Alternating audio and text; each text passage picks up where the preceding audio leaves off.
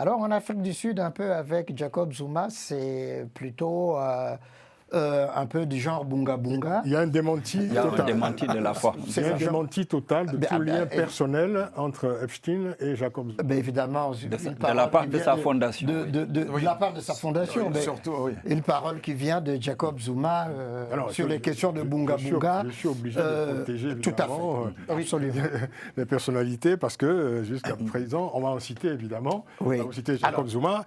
Il n'y a aucun délit qui soit donc reproché à ces personnalités. Oui, en fait, en réalité, c'est ça. Ce que je disais pour les questions. Je servirai de garde-fou. Voilà, tout à fait. Donc, il y a l'entrée dans les marchés, les investissements en Afrique. Que ce soit à Dakar, il voulait. Quand Diamniadio était en construction, il pénétrait. En Côte d'Ivoire, et c'est comme ça qu'il a eu des relations tout à fait suivies avec Karim Ouad, maître Karim Ouad, dans ce sens-là, Nina Keïta en Côte d'Ivoire, et puis, alors, avec Robert Mugabe, il avait tenté, mais ça n'a jamais marché, mais au Kenya aussi. Et donc, on peut dire que l'Afrique a été épargnée du côté bunga bunga, mais dans le côté affaires, évidemment, là, de toute façon, en Afrique, ces questions-là, comme je le dis toujours, il y a des Balthazar un peu partout.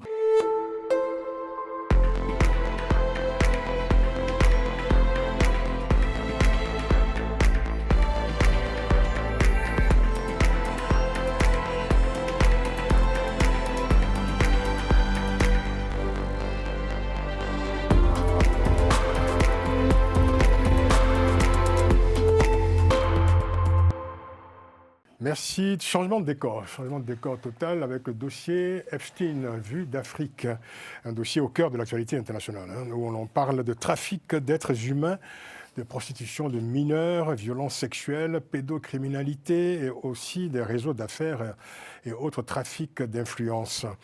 Le tout avec la signature d'un homme, Jeffrey Epstein, prédateur sexuel et homme d'affaires, décédé dans sa prison en 2019. Officiellement, il se serait suicidé. Plus de 3 millions de documents dévoilés par l'administration américaine. 3 autres millions de documents sont attendus. Un scandale mondial qui révèle les liens entre Jeffrey Epstein et des personnalités impliquées à divers degrés dans ce dossier. Alors, l'Afrique n'est pas épargnée, même s'il faut préciser tout de suite, Alfred, qu'aucun délit avéré n'est reproché aux personnes que nous serons amenés à citer, à nommer ici. Il faut prendre cette précaution immédiatement. En tout cas, l'Afrique n'était pas un territoire inconnu pour Epstein. Ça, c'est exact. Mais vous voyez, l'onde de choc de cette affaire continue. L'ancien prince, Mountbatten, Edward, est en prison aujourd'hui. Il n'est pas en prison, il est en garde à vue. Au moment où nous enregistrons. Oui, mais... il est en garde à vue. Arrêté. Oui, il est arrêté. Oui, c'est ça. Justement, non pas pour les frasques sexuelles, mais plutôt pour, justement... ce dont on est en train de parler, c'est-à-dire trafic d'influence et puis divulgation des dossiers secrets, économiques sensibles. Qui relèvent d'ailleurs de la trahison. Exactement. De la trahison. Tout à fait. Alors, pour l'Afrique, évidemment, il y a 2 niveaux au fond. Ce qui a intéressé Jeffrey Epstein en Afrique, ce sont surtout les affaires. Oh oui. Les trafics sexuels, ça c'est accessoire.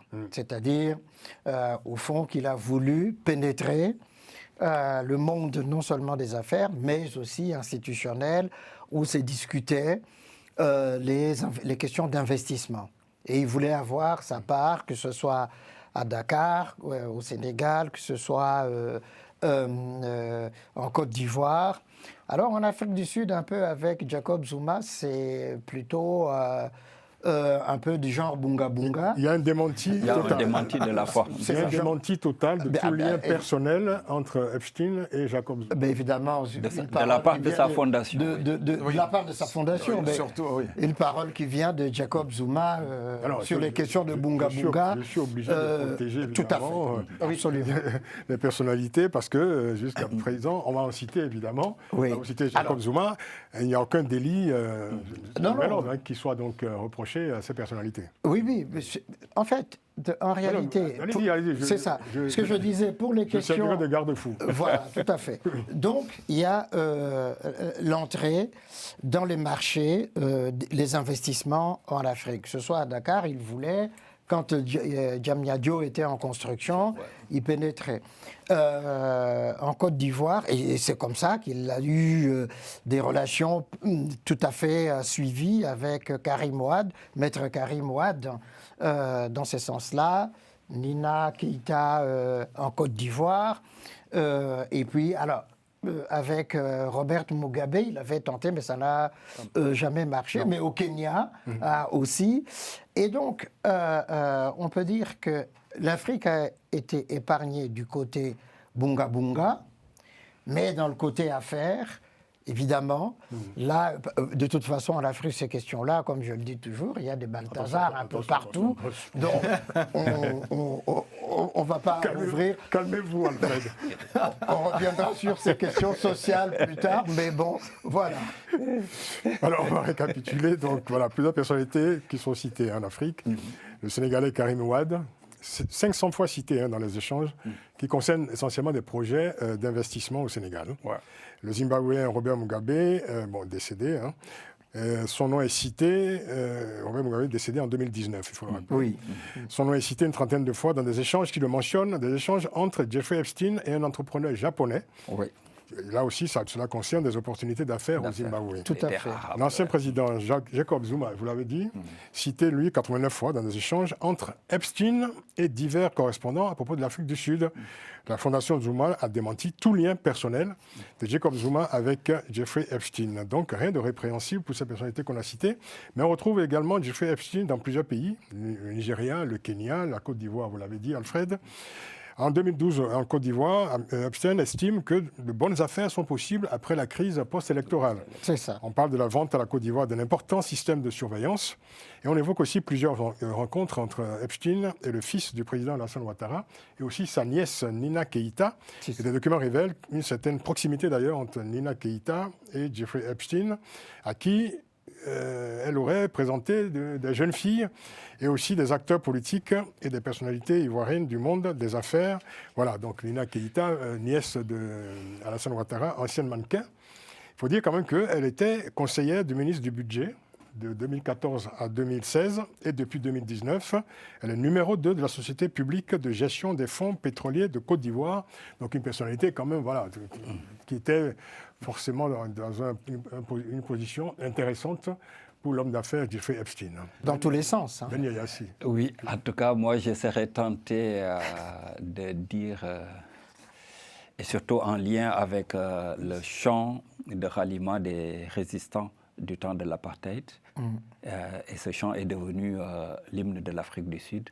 Nukosi Kekelele Africa, que Dieu sauve l'Afrique. Pourquoi? Parce que ces 3 millions de documents, on ne sait pas jusqu'où ça va aller. Pour l'instant, on a des noms, on a un certain nombre d'échanges, donc le cas du Sénégal, de la Côte d'Ivoire, mais il y aura des suites. Oui, oui. Et c'est au niveau de ces suites que se situe ma crainte. C'est pourquoi je prie pour que Dieu sauve l'Afrique. Qu'est-ce que vous craignez? Vous avez de la famille concernée? Non, mais... Nos actes, parce que tout le monde sait, et Alfred l'a évoqué, pour le cas de l'Afrique, ce n'était pas pour autre chose, c'était pour les affaires. Éventuellement, qu'est-ce que ça se trouve dans les 3 millions? On a déjà vu 50%. Oui, et donc... C'est l'Afrique, la partie de l'Afrique, c'est après. Oui, et donc ça veut dire que... oui. Est-ce que vous pensez, vous? Là, je suis convaincu. En tout cas, j'ai bien peur qu'on se retrouve avec des... qui ne sont pas encore publiés. Vous pensez qu'il y aura d'autres révélations sur l'Afrique? Je suis convaincu qu'il va y en avoir. Et en fait, il faut savoir une chose. Epstein, sa façon de faire, il faisait les affaires en même temps.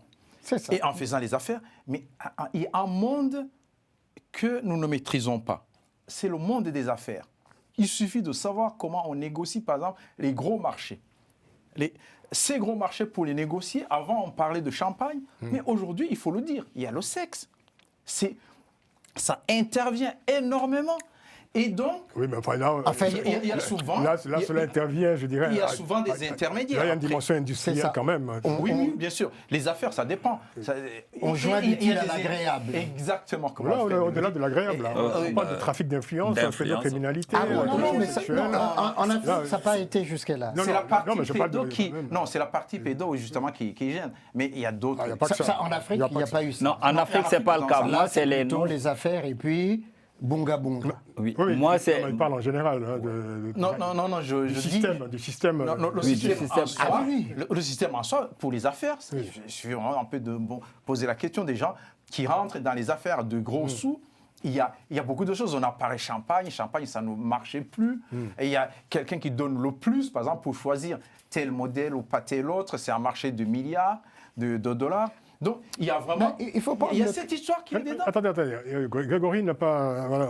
J'aimerais bien savoir comment Grégory a. Il est très sage, Grégory. Mais oui, mais il suit cette affaire assidûment. Je sais. Non, ce que ça nous dit, cette affaire de Jeffrey Epstein, c'est que les élites politiques et économiques sont mondialisées et interconnectées. Ça, c'est une chose. On a été épargné, en effet, sur la dimension macabre de cette affaire. On voit uniquement des échanges avec les différentes occurrences sur le plan économique. On ne sait pas ce qu'il en est, mais au moins on a été épargné sur cet aspect-là. Ça, c'est, on va dire, pour le moment, on peut être que rassuré. Mais on a de grandes inquiétudes de savoir Et non, parce que qu'ils vont si sortir. les élites, elles ont les mêmes fonctionnements sociologiquement, en fait. Ah oui. Parce que c'est ce qu'on voit. Si on voit ça aux États-Unis, on voit ça en Europe.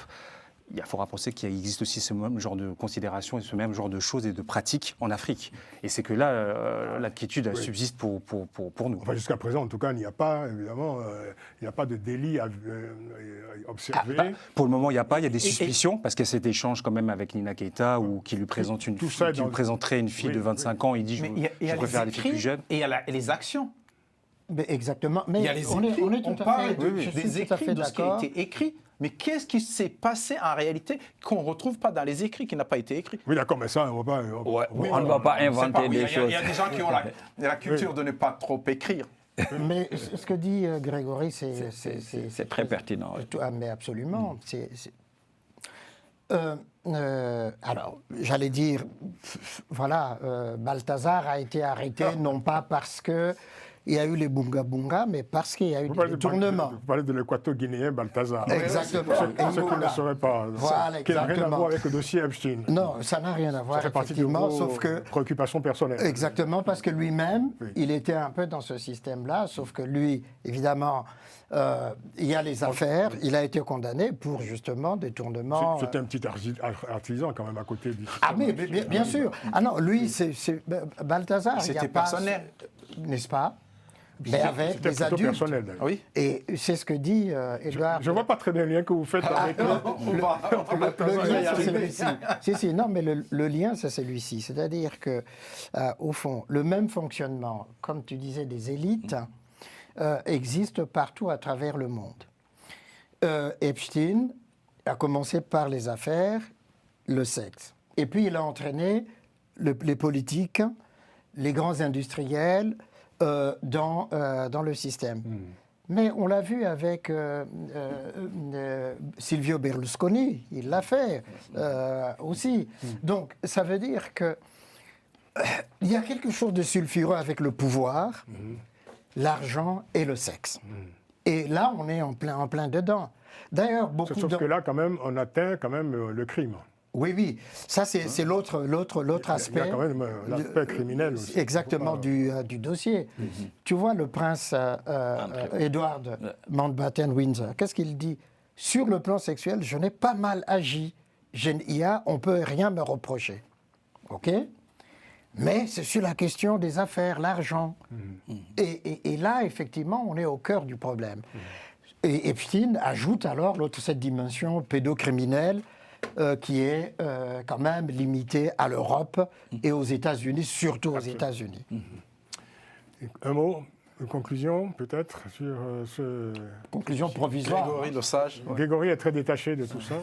Oui, non, mais on est dans l'expectative et on espère vraiment que... Vous continuez à suivre tout ça assidûment? Suivre assidûment. Ouais. Comme on dit, on s'en remet à Dieu. Comme on dit, C'est Alfred qui suit activement. Alfred connaît bien le dossier. Je laisse Dieu en dehors de ça. Je préfère les humains et leur turpitude. Mais c'est le propre de la nature humaine. Hein. Est-ce qu'on peut dire aux téléspectateurs et téléspectatrices, ce sont quelques secrets de coulisses de cette émission, que vous aviez passé quand même certaines soirées entières à décortiquer le dossier Epstein? Absolument. Vous avez pour ce dossier une passion singulière. Absolument, parce que c'est une question essentielle de la mondialisation aujourd'hui, telle que nous la vivons. C'est-à-dire que on peut être aux États-Unis et puis on a des connexions à travers le monde entier, non seulement pour les affaires, mais aussi, et c'est un peu comme comme du temps ancien des Romains ou aujourd'hui, où le pouvoir, le sexe, l'argent, la puissance entraînaient justement ces genres de dérives, ces genres de...